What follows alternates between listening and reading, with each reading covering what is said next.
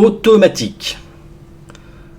Donc déjà tout de suite je précise, donc avec System.io on peut pas faire des webinaires en direct, en live, c'est que des webinaires automatiques, des enregistrements de... C'est une vidéo tout simplement. Voilà. Donc déjà on va voir donc comment on procède pour le configurer, pour le créer et le configurer. Donc d'abord il faut bien sûr un compte. Donc bien sûr il faut un compte par contre avec une formule webinar ou entreprise. Si vous avez la formule startup, ce n'est pas possible d'en créer. Donc ensuite vous allez donc aller sur tunnel de vente et là vous allez ensuite cliquer sur créer, tunnel de vente, créer 1, 2, voilà. Ensuite vous mettez un nom de tunnel et là vous allez choisir donc là vous mettez le nom de votre tunnel et ensuite vous choisissez webinaire.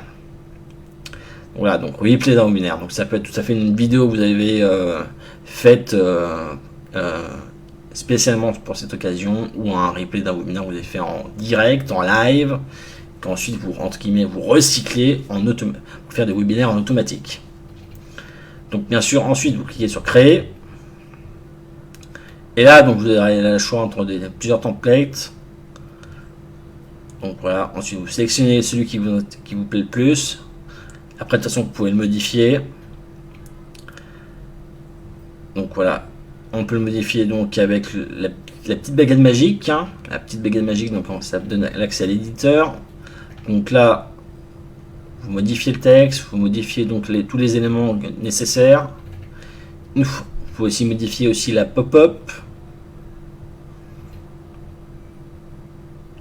Donc il faut aller, faut l'afficher. Faut aller sur pop-up pardon, et ensuite afficher, et là vous avez la pop-up qui s'affiche, vous modifiez le texte, voilà, etc. Et là donc bien sûr une fois que tout est fait, ne pas oublier d'enregistrer le travail effectué. Faites-le régulièrement car je le répète, il n'y a pas de sauvegarde automatique. Alors, question fréquemment posée. Question: peut-on ajouter plusieurs pages de diffusion de webinaire dans un même tunnel de vente?